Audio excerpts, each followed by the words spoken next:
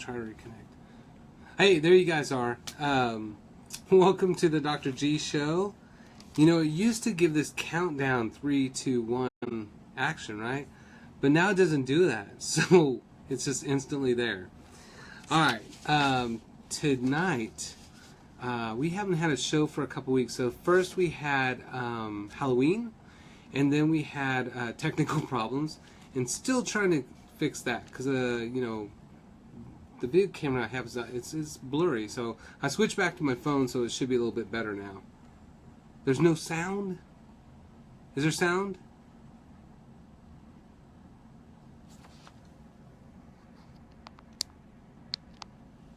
Alright, can you guys hear? Amy says there's no sound. Oh, yeah. So you had a fugue. Alright, so glad to have you guys join me here. Tonight, I really do want to have you guys kind of open up and ask more questions. Tim, we're basically doing this talk because of Tim. So tonight we're going to talk about kind of hormones, PMS, and really you guys can steer this conversation the way that you want to go since it's live. Hey, Kellyanne. Live from Ames. So, the other thing, so, you know, we had our Halloween thing. We did a Halloween show a few years ago. 2 years ago now? I think 2 years ago. And it caused a whole ruckus. It caused a lot of problems. Because we did a little scary one. And people didn't know that it was staged. And so it caused unnecessary drama. But, so one thing too, we're gonna do a new show too to help with kind of like cooking, and so I'm kind of working with some ideas here, and we'll either kind of do them as a part of this show, or we'll make a new show, and then we'll kind of do something like that. But people have suggested that we should drink and then cook stuff. So that's what I do almost every Sunday. Is I make my martini, I cook my curry, or I cook some really unique thing. So I think it'd be fun to have like several people on, have guests, and make some new kind of exciting dish while we're drinking. So, and I saw a neuroscientist thing where she was trying to explain the effects of alcohol on a neuroscientific basis, but she was doing shots as she's doing it. I thought that might be fun too. But so we'll have martini and cooking or something like that. So as you guys join, please feel free to share. Hey Jenny, glad you guys are a part of this. And really on the cooking show too, drinking and cooking, we need a name for it.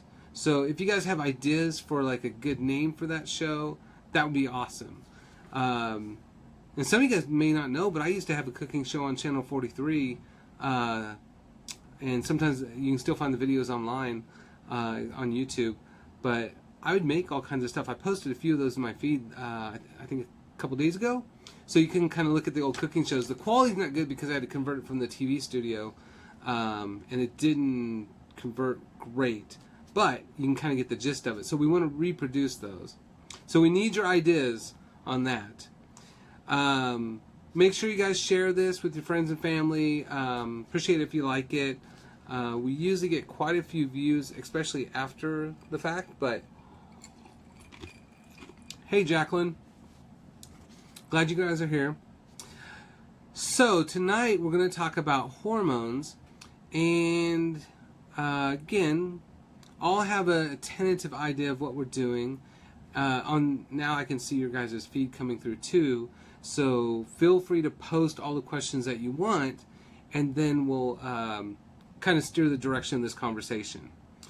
So I have some good ideas, but so I was talking to my friend. I went out. Most of you guys know I have my martinis like every week with friends, and so I try to pick a new friend each time. And the one that I went out with, she was having a horrible divorce, narcissistic kind of husband, and I'm very surprised. I didn't know this existed. But I'm very, very surprised at how many people go through this. Well, it emotionally just destroys you and takes this toll on you, right? And so if you think of like someone dying, divorce, these are those things that are even a job change, or not changing, you're just going through the stress. These are things that just are one of the most hormonally draining kind of events that can go on in our life. And yet we want to be healthy and happy regardless. And so, we talked a lot about, those kind of things that you want to do where you take care of yourself. What can you do to where the situation doesn't change? People are still crappy. People are still drama. But yet you feel good regardless of them. And so that's a big part of what we call kind of hormonal resiliency. And there's really 3 basic questions you kind of have to ask yourself. And one of them is, am I living a lifestyle that guarantees that I'll be sick and die prematurely? Or am I living a lifestyle where it's consistent with life and longevity? So when we look at something like anxiety and depression, America's #1. So we have tons of books, tons of videos on here's how you survive kind of in America. And that's a little bit different than what we want to do. Is we don't want to survive, we really want to thrive. We want our hormones not to be exhausted. We don't want to find ways to cope. We want to find ways to just stop exhausting our hormones and make our hormones more resilient so we can feel healthy, happy, and hormonally balanced regardless of what's going on with us, right? And then what changes can you make in that lifestyle that would dramatically improve your quality of life? And what's amazing is it really does not take much. And I love doing these videos. And I'm glad that you guys are a part of this. Hey, Jasmine. Because, this is kind of free information and we're all in this journey. At no point do you think that your shit is any different than mine, right? We all have this bull crap we have to deal with all the time. We all have horrible people in our lives, whether we like it or not. Sometimes it is our circus. Sometimes they are our monkeys. But we still want to feel good, right?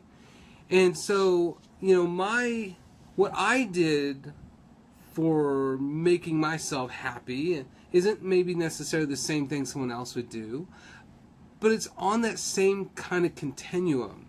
What am I doing to constantly take care of myself so that way I feel great? So Kathy, your hormones are exhausted. The average age for hormone exhaustion or hormonal bankruptcy is about 35 years of age now.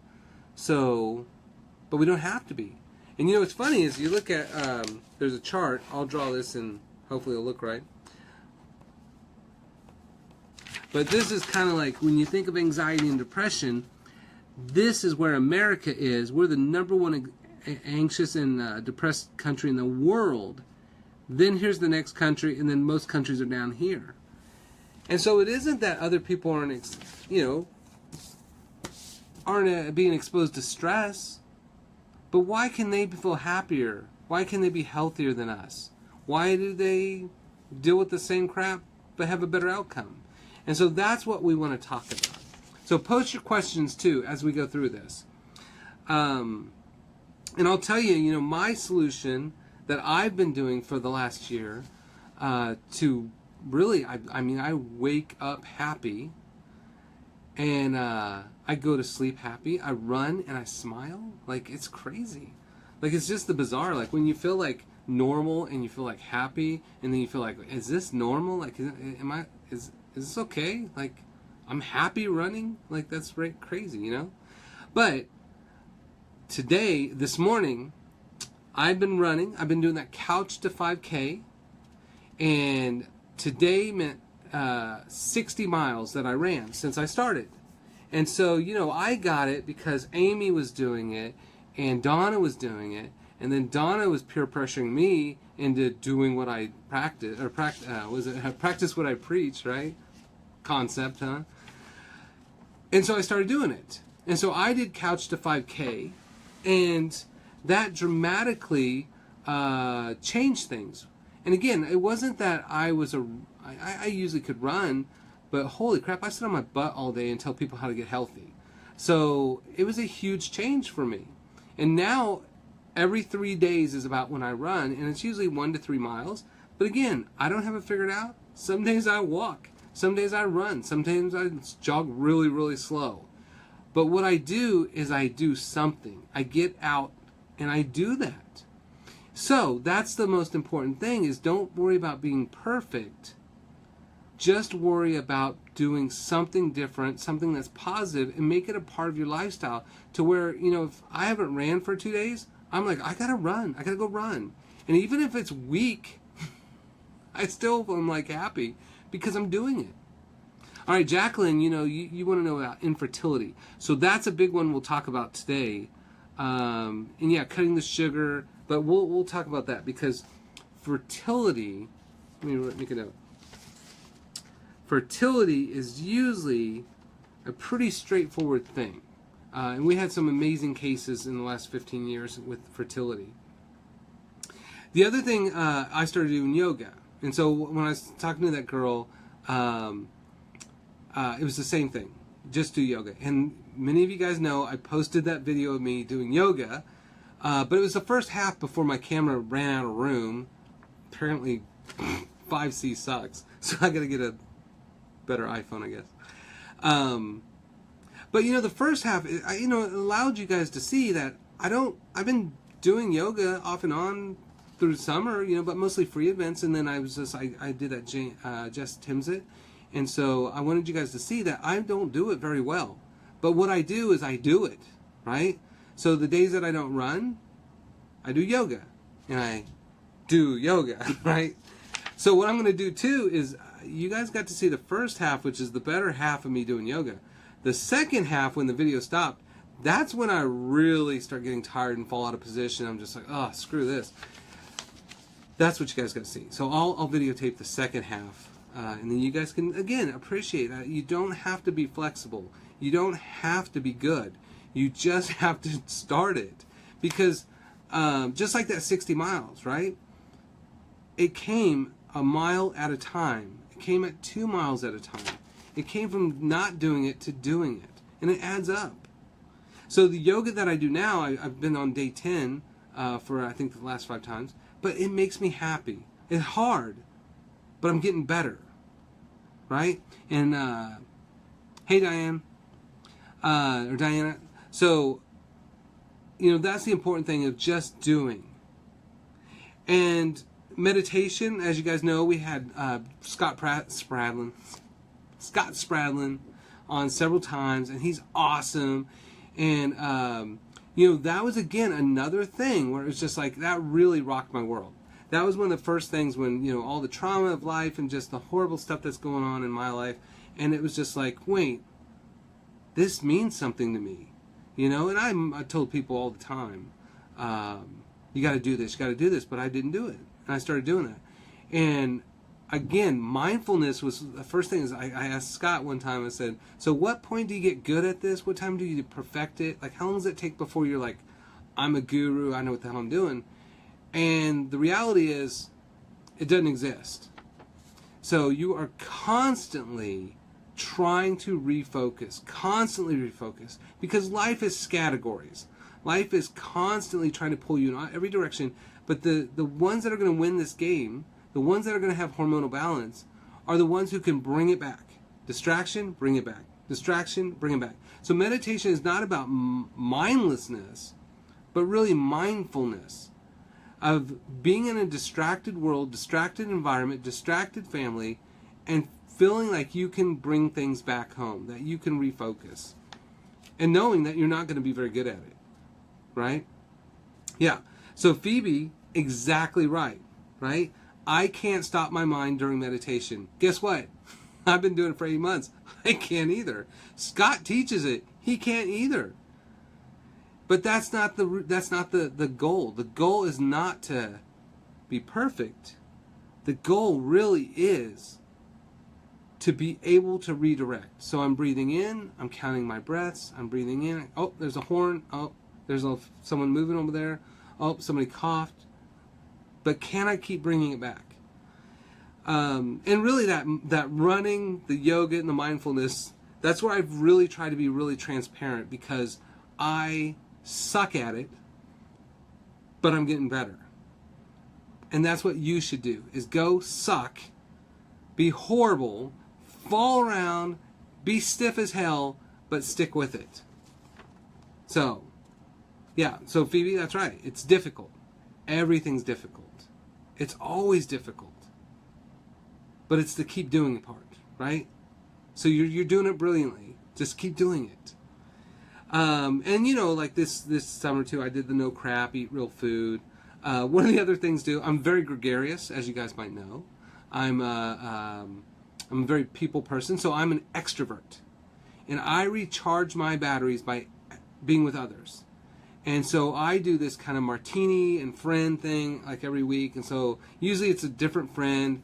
And I think I think they think weird things about me because I'm always with a different person. So I don't know. I don't care. But it's awesome because I get to spend time with people. And sometimes it's one person, sometimes it's a couple people, sometimes it's 4 or 5 people. But I don't care as long as I can spend time with others, and that really recharges my battery so that I can be hormonally balanced and recharged every day, no matter how much it exhausts me. And so you need that. You need whatever that is, whether it's Martini Monday, whether it's go dancing. Like our friend was suffering the other day, and so it was just like, you're going dancing. And so I got our little right tribe together, and we all went dancing, and we had fun, and it was a great time. And, you know, the next day, I felt fabulous because I got to be around people I love, and I got to do something I love, which is dance. So I may not be great at it, but I do it. So I have fun. Enjoy yourself. It doesn't matter. Especially when you go with friends, because who cares? Like if I went there to meet girls or something, probably be hormonally depleted. But that's why you go with friends, so you don't have to worry about all that nonsense. You just go have fun, right? So whatever it is that brings you true joy, are you doing that? And do you do that on a regular basis? So for people that are together, are you doing date night? Are you having self-time? If you love to go to the movies, go to the movies. If you're not, because most of us will make an excuse for why we can't do these things. And guess what? I did for years. Just like you. Just like everybody else. But this year I decided different. I'm going to do things differently. And luckily I had people like Amy, I had people like Donna that were pushing me, talking smack to me, and also leading. They led the way too, and I was amazed by what they were doing. All right, so I'll join along. I'll do it too, right? So Amy says, planning time with friends is so important. Absolutely. No matter how busy you are. Yeah, and that's the thing is, you're never going to get caught up. People are like, oh, I just got to get this stuff. No, you're never going to get it done. My office is full of stacks of paper of stuff that I should get done, and I'm like an adult, and I'm a doctor. I should have all this. I should have it figured out. I don't have it figured out. But what I know is I cannot work night and day and get it all done. There'll always be more stuff. So what I do is I'm okay that not everything gets done, and sometimes that sucks, and that's okay because my batteries are recharged. So that's like my little recipe for my happiness, which is completely different from yours, right? So overall, that's that idea of like, what am I going to do? What is my recipe for me being healthy, happy, and hormonally balanced in an imperfect world, in an imperfect body, in an imperfect situation, right? How do you survive and be happy? So when you look at countries like Denmark's the happiest country in the world, what the hell are they doing? And it's not rocket science. What do the happiest, healthiest, longest living populations do? It's not rocket science. They just have very simple lives that are consistent with life and longevity. And that's what we want to do. That's what we want to create. That's true happiness. That's hormonal balance. It's not the next gimmick. It's not the next herb. It's not the next quick fix. It is taking a look at your life and going, what the hell am I doing to mess this up? All right, let me make some changes. And do it. And I'll tell you what, the day that, I told you guys that, like when my patients said, well, I feel normal for the first time in years, Like, that was just the weirdest thing to me. But I experienced that too. And it was very weird.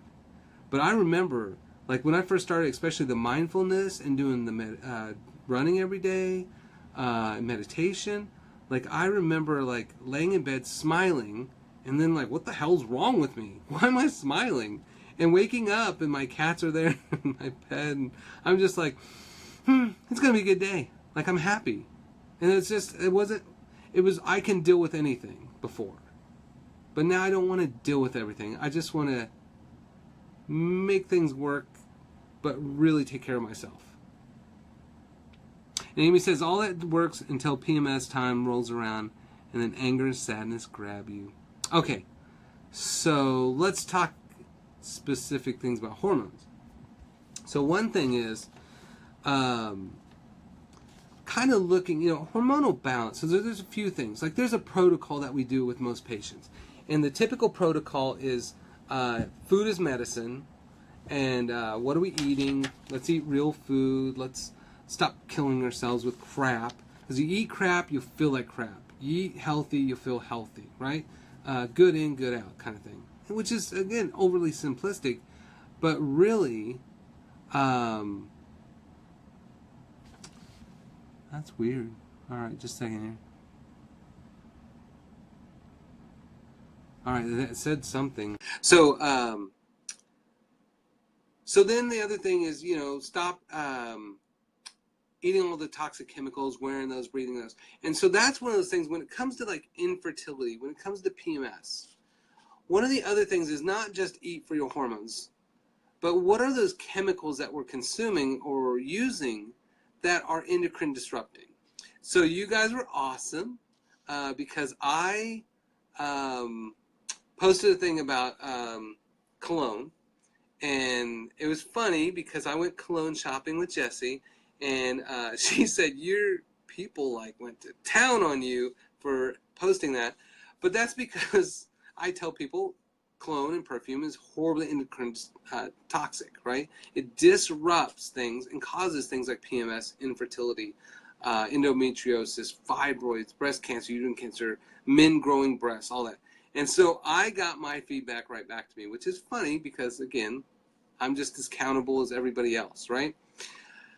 Now, I do put my cologne on my clothes without getting it on me, but you still breathe it in, that kind of stuff. So the nice thing is I asked patients, or not patients, but I asked everybody, like, well, what's some essential oil ones that you like? And I got lots of good feedback that way, too. But, it's those simple things like that. Like, even think about, like, I'm wearing cotton. So this polo's cotton, but they have synthetic stuff, right? Even I make sure my dry wick stuff that I use for running and yoga, it's 100% cotton dry wick, which I don't know what the hell they do. But the synthetics, when you wear plastic, when you wear those synthetic materials, they are literally petroleum and endocrine disrupting. And when you sweat in that shirt, it actually absorbs into your skin.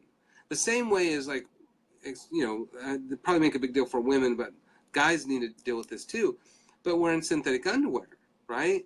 And so it's the same thing. As you're sweating and moving around, those chemicals from that clothing is literally absorbing into your body. So you want to wear, cotton boxers or cotton underwear and cotton bras and cotton shirts and cotton pants. And we switched because we didn't want to iron. And so, they have different ways that they do stuff now that's all cotton, but it doesn't wrinkle very much. It says no wrinkle, but my stuff wrinkles. So, you do dryer balls with wool. You do wadded aluminum foil in there, those kind of things to help kind of loosen up the clothes so that they don't wrinkle as much. And, like, my dryer has anti-wrinkle settings and stuff, but still wrinkles a little bit. But hey, I'm okay. I go to work, and I'm a professional, and I have wrinkly pants sometimes. Not a whole lot of wrinkles, but some wrinkles. Maybe I got a lot of wrinkles. I don't know. But I'm okay with that. It doesn't have to be perfect. And so instead of me ironing, I just am okay with not being perfect with that. And that's okay. So what we wear, it makes a big difference when it comes to things like PMS, when it comes to things like endometriosis and infertility. And nobody tells people about that. But the perfume that we wear, anything that has an odor, including those Glade air fresheners, those are what are called xenoestrogen.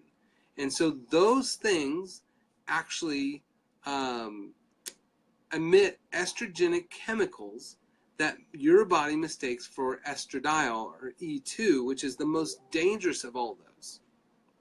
And so with that, every time someone puts on perfume or cologne or something that's scented, or like their shampoo and their conditioner and their laundry detergent that has those artificial parfum or fragrance, they are getting estrogenic chemicals absorbed in their body, and those xenoestrogens disrupt fertility. They disrupt your hormones to where you end up with PMS and mood swings and those kind of things. Divorce and lose all your friends. So with PMS, there's two major problems there. One is estrogen dominance, so that's those xenoestrogens. And the other one is just really progesterone deficiency. So some people have PMS because they are living an exhaustive lifestyle, and then the estrogen is too high. It's not, it's supposed to be this much estrogen for this much progesterone, and this much progesterone protects you against that little bit of estrogen. But if you exhaust that progesterone, well, then suddenly you're estrogen dominant. And so your estrogen might not have changed at all, but because you took away the protection hormone, your happy hormone, for men and women, then suddenly you should feel moody and grouchy and horrible, men and women. So, and all men and all women produce the same hormones. Women even produce prostate-specific antigen, even though they don't have a prostate, and the prostate becomes was the uterus. The testicles used to be the ovaries. So all men start as women and then become men, but a lot of men are converting back to women. Not just surgically, but the number one elective surgery in the United States for men is male breast reduction surgery. So women not only have that issue, but guys, holy crap. And when their prostates are swelling, it is basically that walnut-sized prostate trying to grow back into a pear-sized uterus to make that chick or make that dude back into a chick, right? So, not just women, but guys. But when it comes to these things, usually women are the only one that give a crap. So, all right. So, Kellen had a question. I didn't realize PMS symptoms were supposed to go away once the period started. Well, okay, so the PMS shouldn't even occur at all. What's amazing is when you have people that have like come in, and most people, it's just like they're a mess before they see me. They're gonna do every other magical thing before they're like, okay, I'll change my diet, as Amy said. She waited a year, according to her, because she didn't want to change her diet. Who does, right? It's hard. So, that estrogen dominance is going to be the thing, true that estrogen dominance is going to be that thing that drives all those estradiol changes. So things like PCOS, like Sarah's asking about, polycystic ovarian, it's the same thing. Often it gets blamed as testosterone, but why is testosterone elevated? And that's typically because progesterone is deficient. And that's, again, same thing. Like our PCOS patients, we rarely deal with testosterone. We deal with how to balance your hormones naturally, how does your body make hormones, and just do that, and how we stop interfering with those. Other estrogen chemicals are things like, aldamines, like ethylamines, like monodiene triethylamines that are in shampoos and lotions, parabens. Like, even think about this. If you go to Walmart and you get corn tortillas, there is parabens in there. The parabens are to preserve it so you don't have to refrigerate it, so then your corn tortillas never go bad. Great for profits. But now you have people eating estrogen in their tacos. All the cheese and milk and ice cream is astronomically high amounts of estrogen. And of course, we tell women, if you want strong bones, you better drink a lot of milk, even though the cow that makes the milk ate salad to make her strong bones. And then, it's just ludicrous. So with PCOS, that polycystic ovarian, that I think we have 100% success rate reversing that, and it's just the basic stuff. Change what you're eating, but dramatically change those chemicals and stop exhausting your hormones, and then suddenly those problems go away. And a lot of people are misdiagnosed. We see that a lot too. So with PMS, it's just that overdrive of estradiol from chemicals. So making sure that you look at all the places where you expose yourself to certain chemicals that are estrogenic, and then stop doing those things. And with fertility, fertility is this semi-delicate balance between luteinizing hormone, follicular stimulating. So you have this follicular stimulating thing that kind of builds this giant pimple in there, and then the luteinizing hormone at ovulation pops that thing. So on day 14, you release that egg, and then millions and millions of sperm try to marry it, right? Hopefully the good sperm, not the stragglers. So if that doesn't release correctly, if it overproduces, or if you don't have implantation, typically, I think it's like in OBGYN class, we were taught that the most common outcome for pregnancy is auto-abortion.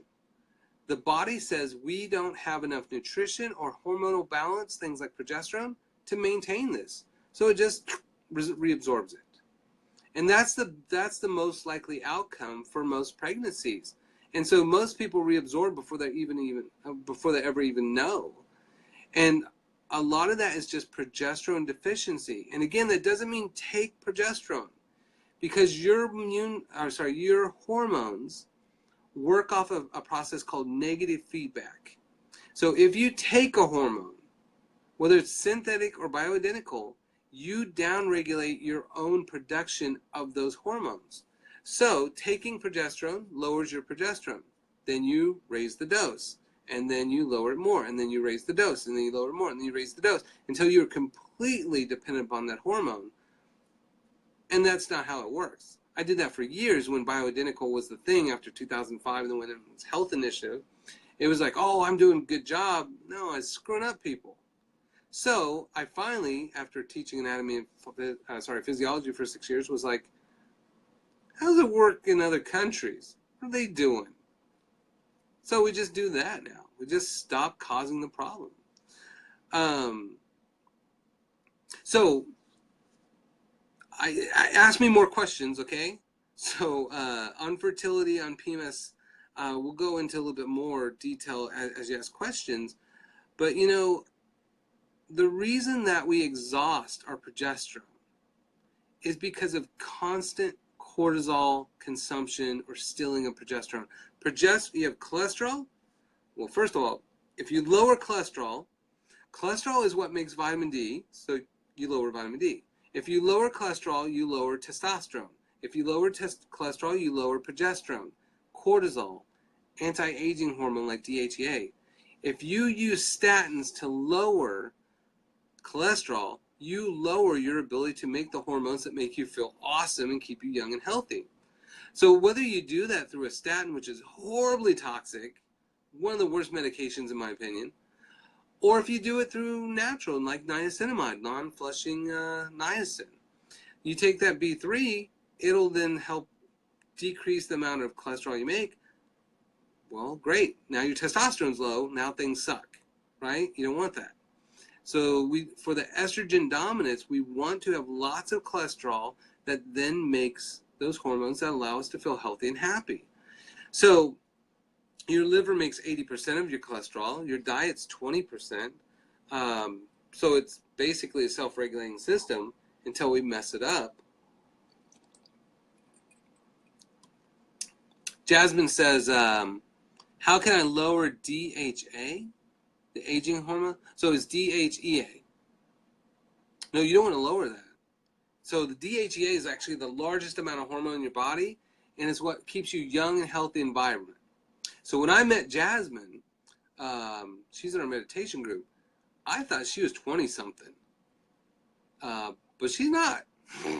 So I think you, Jasmine, are saturated. You probably have like DHEA like leaking out of your pores, making your clothes younger and younger. So certain people that look younger than they really are, that's what it is. So most people don't know my age. And I shaved. Who was it? Someone said that earlier. I was like, oh my God, you shaved. Or you shaved. And so I used to hate it because it made me look like a kid. And nobody takes you seriously. So I like the little gray hair and a nice little beard, and seemed like I was an adult. People take you seriously. So making that progesterone, making that testosterone, making the estrone and estradiol, which then balance out the estradiol, you know, be wary of things like birth control. Birth control is estradiol. And that estradiol is the same thing that's in hormone replacement therapy that's synthetic.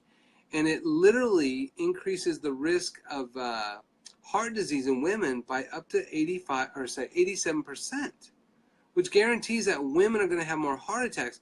They're trying to balance their hormones out, and they end up killing more women in the process.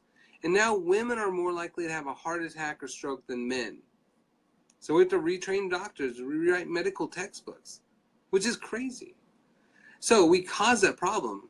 And one of the things, too, is to think of like something controversial like soy, which is ridiculous, is they say, well, soy, careful, soy's going to kill you. We take synthetic estrogens and put those in lotions and dyes and makeup and cosmetic, and you just wear and eat and rub it all over you. And then we say, beware of soy products because that has phytoestrogen, and it might cause a problem. But the phytoestrogen that's actually in soy is what protects you against estradiol, which is the synthetics. And that's why the countries that have high soy in their diet, they don't have high cancers. And the American Breast Cancer Institute says soy protects you against cancer, or breast cancer. But you know, what's funny is something like coffee. If you look up phytoestrogen foods, coffee. So don't eat soy, but drink your coffee. It's fine. Don't eat soy, but eat flaxseed. Well, flaxseed, chia seeds is phytoestrogens. Almost all healthy foods have phytoestrogens in there. So it's ludicrous. We say don't eat food, but use these toxic chemicals, which definitely cause the problem. Kind of like the whole, we didn't have epidemics of skin cancer until we put cancer-causing chemicals in the lotion in the 1930s, like benzene, which is the flammable part of gasoline. We put that in lotion, suddenly we got cancer, but we blame the sun. So, all right, so Sarah says, I was diagnosed with PCOS and a bunch of other stuff. Yeah, I like that because that's how it ends up. 2 years ago, I refused all the meds my doctor prescribed and didn't go back. I changed my eating habits and listened to my body and started exercising.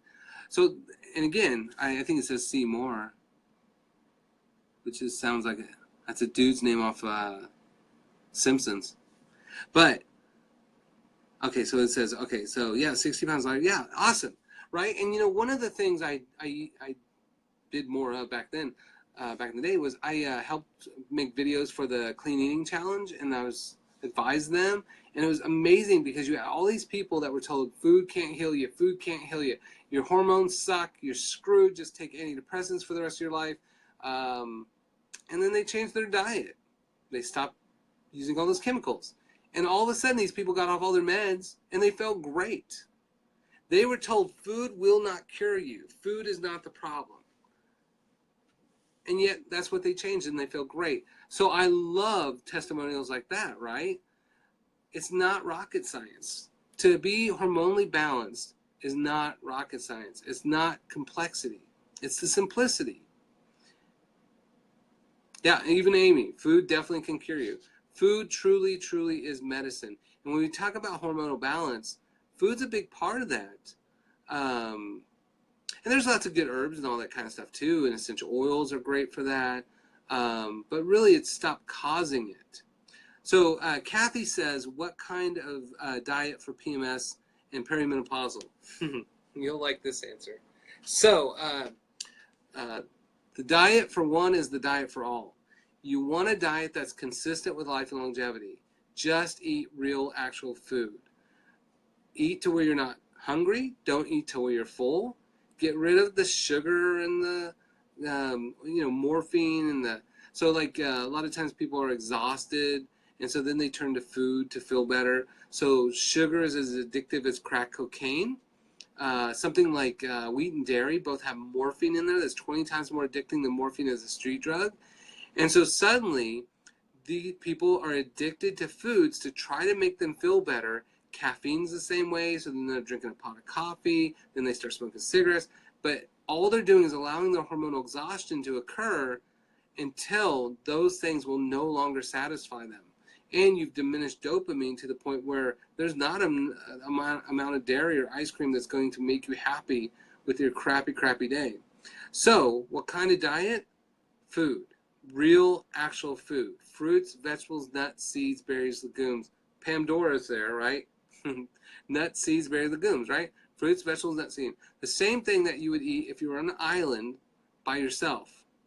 That's how you balance it. The same way every single animal on earth balances its hormones. It just walks around and eats fruits and vegetables, nuts, seeds, berries, legumes, greens. That's how we do it. We get rid of all that complexity of all these books that have told us all this nonsense, and we say, what do the healthiest, happiest people do? Let's just do those things. So, eating less meat. You can eat meat, no meat, I don't give a crap. And things that have tryptophan in there, like nuts, so Pandora said nuts, right? You eat nuts so you don't go nuts. But nuts, like many other of those basic foods, have tryptophan. Tryptophan is converted through B6 and magnesium, which is in greens. So then you eat nuts and you eat greens. And then it's converted to 5-hydrotryptophan or 5-HTP. Then through SAMe, which is, or then you make serotonin, which is your happy hormone. And then you eat things that are rich in B12 with beans, greens, fermented foods. And then that makes SAMe. And then S-acetylmethionine converts serotonin to melatonin, so you sleep. So you're happy and you sleep. Which the more you sleep, the more happy you are. Or the better sleep you have, the happier you are. And it becomes a synergistic effect. But all it was eating nuts, eating greens, the things that Americans don't eat. Most Americans only eat one fruit or vegetable a day now. Most people are getting their vitamins through juice, which is just sugar with some vitamins. So we should suck. We should feel like crap. We have the most stress and the least ways to deal with it. And we eat to try to feel better until we can no longer eat that crap anymore. So, the diet is fruits, vegetables, nuts, seeds, berries, legumes, and greens. Let's see. Amy says, so I minded all the P's, and Q's you mentioned. Should I work on eating more phytoestrogen foods? So, the eating for progesterone is pretty simple. Brown, if you look at the list, is simple. But, if you want some foods that will really kind of amp up phytoestrogens or progesterone, it's things like pumpkin. So if you take pumpkin and you cook that pumpkin down, and then till it's soft, you can scoop that and make little balls out of it, and then put those in the freezer, and you have your pumpkin balls, right? And then, if it's a boy, it'll have pumpkin balls. And then you take those pumpkin balls, and when you make soup, you put one in there. When you make stew, you put one in there. When you make sausage, you put it in there. It won't change the flavor, but it'll give you an extra little hormonal boost. Same thing with eating pumpkin seeds. This year, I have 4 daughters, and we gutted those pumpkins, and we went through and got all those pumpkin seeds, put some salt olive oil on there, roasted those on parchment paper, and holy crap, they were awesome. Snacked on those for days. But every time you do, you're getting some hormonal boost. And that's what you want. Carrots will do that. Sweet potatoes will do that. I actually had a patient once that is a young girl, and she went on this trip, and she was just bleeding. Like her menstrual cycle messed up. I don't know why. But she was just bleeding nonstop. And it wouldn't stop. wouldn't quit. And so she called me and she said, Frank, what do I do? And I was just like, well, what can you do? So the place where you're at, what can we do? Well, the only thing they had access to was sweet potatoes. So I was like, well, eat a sweet potato every meal until it goes away. And I think it was like 2 days, the menstrual cycle stopped, all the bleeding stopped, and then it just became normal from there.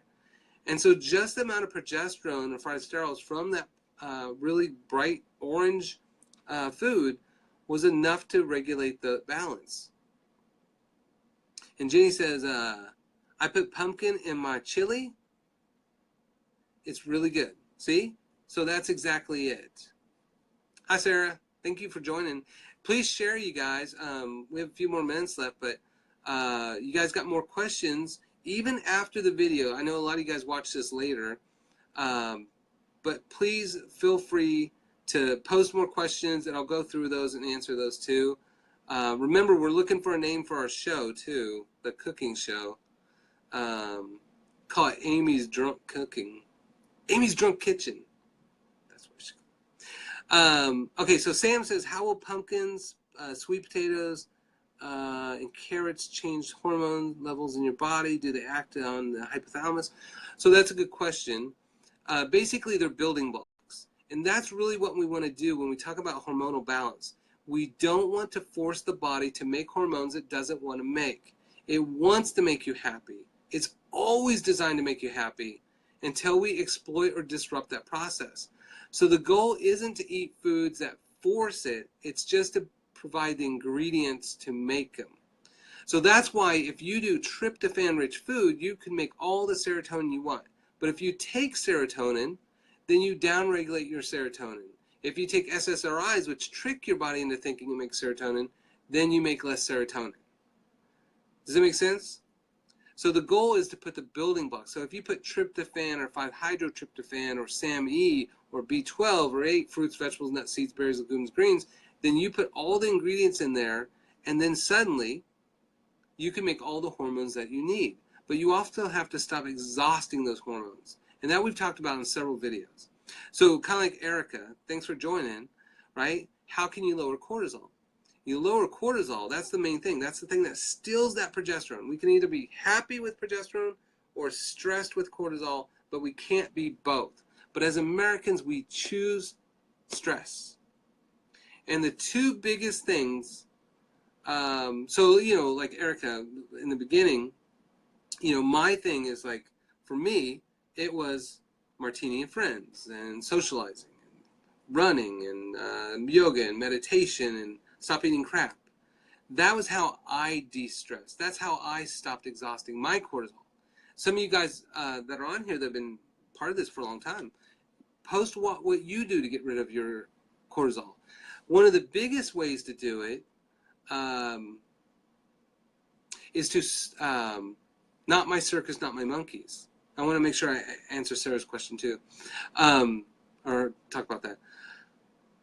But much of what we deal with is this kind of like reality show drama mama stuff where it's not our circus, it's not our monkeys. Who gives a crap? If you waste your emotions and hormones dealing with other people's drama, you should feel like crap all the time. So the first thing you say is this my monkeys and is this my circus? And it's funny when people, patients will process that and they'll be like, yeah, so-and-so came up and they had all these, blah, blah, blah, blah. And they were like, not my circus, not my monkeys. I'll pray for you, girl, but it's not my problem, right? And that's that kind of taking responsibility for your hormones or really taking action to protect your hormones from being exhausted. And Sarah, like I take bioidentical progesterone, right? And that's what I used to do with patients back in the day too. But hoping to make your own, if you take it, you will prevent you from making it. And so really the goal isn't to go off it, but to stop needing it. And so that's one of those things of that 3-part protocol. Eating for hormones, stop exhausting hormones, use food as medicine, make all the building blocks, and stop all those chemicals that disrupt the hormones. And that's how you get off that. That's how you stop needing it. Because everybody is designed to make hormones. Everybody. And they will tell you, well, if you're post hysterectomy, you don't make hormones. Yeah, you do. If your ovaries are gone, you don't make hormones. The hell you don't. You still make hormones. but you now make the bulk of your hormones through your adrenal glands, which are the same glands that you're trying to deal with all the stress. So you're either going to make happiness or you're going to make stress, but you're not going to make both. And so once someone is perimenopausal, postmenopausal, post-hysterectomy, post-oophorectomy, it becomes even that more critical to stop exhausting your hormones and start balancing them out. So Sam, which I love following her on Facebook, Morning Sunshine. This is, okay, so you're posting how you balance your hormones. Morning Sunshine, grounding, so that's awesome, right? We wear synthetic shoes now, which then doesn't let us ground anymore. So literally, I have patients at Tree Hug. But, you know, taking off your shoes and walking around and wearing leather-soled shoes or like Birkenstocks, those kind of things, to where you're really connecting and grounding. They help your hormones. They really do. So Sam is exactly right with that. We have great research for that. Yeah, oh, she's quoting some neurophysiology in here, isn't she? Right. So this part of the brain, there's lots of different parts. Like you have the amygdaloid, which is fear. You have the frontal lobe, which is reasoning. And they have all these little nuclei in your brain that help regulate things. But just like Sam's talked about, you have parts in your brain that literally respond to light. And it changes your mood. That's why that seasonal affective disorder is so real. That, yeah, I noticed during the summer that light came in my bedroom and I was just like 6:30 in the morning. Let's go run. Let's go do stuff. Now I wake up 6:30 and it's like dark out and I'm just like, maybe just snooze a little bit. So I've been like later and later, but I still do my stuff. But it's later. I noticed that. And that sunshine is very, very important. It's important to have lights that have full spectrum UV rays too, you know? That's awesome. So that's a really good point. What about cleaning products? So Amy talked about that. Oh, they're horribly toxic. 1 part vinegar, 4 parts water cleans just about every single thing. Washing soda plus borax plus Castile soap, equal parts mixed together, dirt cheap laundry detergent. 80 loads, a nickel a piece, right? No toxicity with that. Kathy, you know, she uses Melaleuca. So Melaleuca is good, right?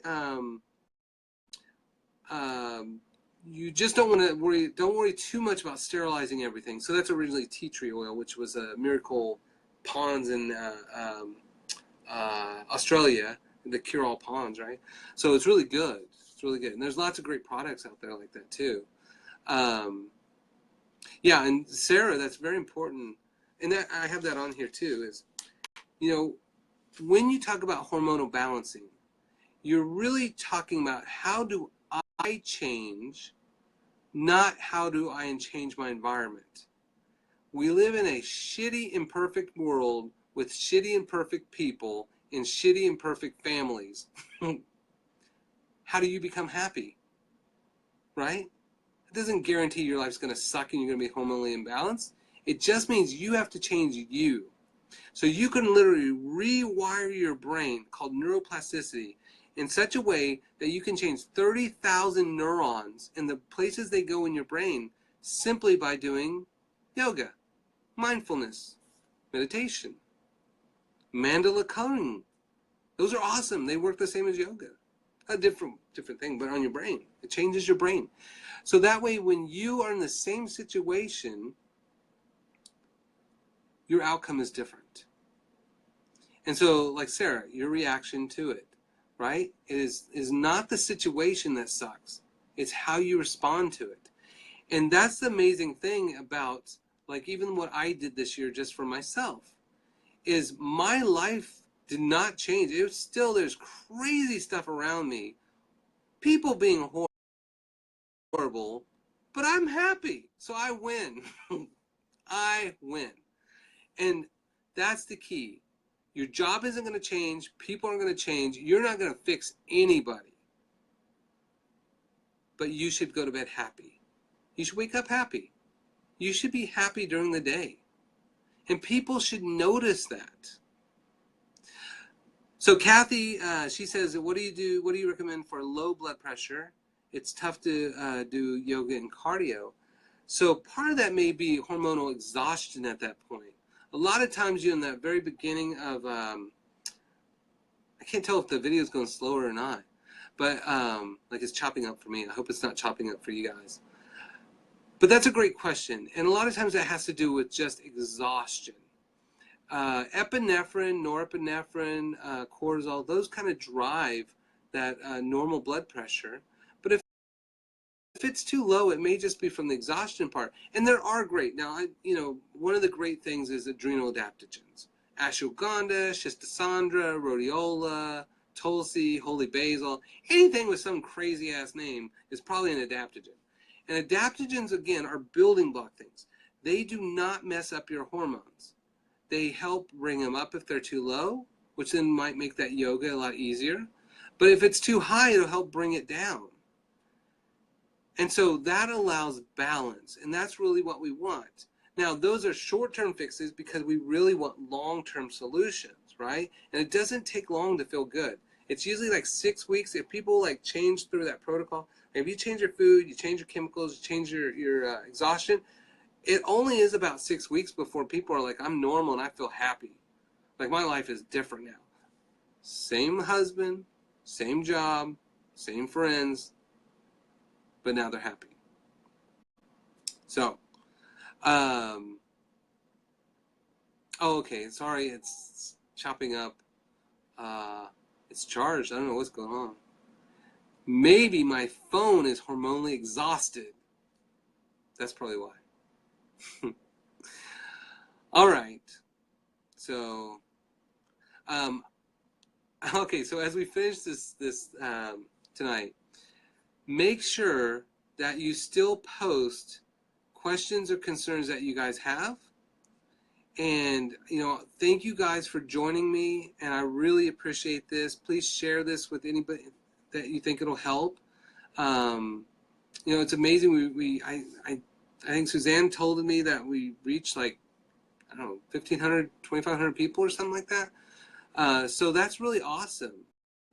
And I really appreciate you guys joining us for this and participating in this and asking your questions, because we're all this big family of people that are trying to figure out how to be less broken, less imperfective, and really not perfect.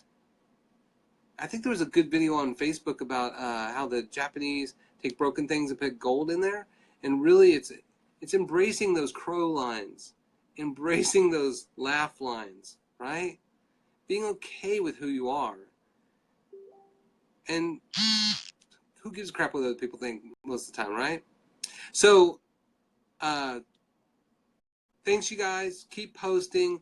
Try to figure out. So, some of you guys that joined a little bit later, we have a new show idea that we want to do, and Amy's going to do this with me. But we're going to invite people and drink some cocktails and do some cooking and try to make it fun for you guys to make new stuff and have guests over and get them crazy drunk and see what happens. Yeah. Yeah. And taking care of yourself, whatever your Martini Monday is, doing that. Date night, walks, exercise, cats, meditation, yoga. And if you guys have other questions too about specific, adrenal adaptogens or xenoestrogens, I'll post some stuff for you guys. And I think this is like episode 80 or something like that. I mean, it's pretty good. So, all right. And we'll probably have Scott back on too. And if you guys have show ideas for the future, for the next few weeks, let me know. I think Monday what we're doing is we're going to talk about food ideas. No, Amy, you will not be drinking mocktails. Okay? You have to participate in this. So, Gimlet Martini it is for you. So, if you have ideas, let me know. But so Monday, I think we're talking about how to eat healthy for the holidays. So we'll talk about, Thanksgiving and Christmas, they should be super healthy. The average person eats 5,000 calories on just Thanksgiving. So that's messed up. So we don't want to eat to depression. And holidays suck. holidays are supposed to be happy and wonderful, but really it's just anxiety and fear of imperfection and judgment and drama and all that stuff. So, how do you be healthy and happy through it? One is don't eat like everybody else does. And we'll talk about some great solutions for that. And I'll love to hear your guys' solutions. So, thank you guys for joining us. Keep posting questions, and we'll see you guys next week. Bye, guys.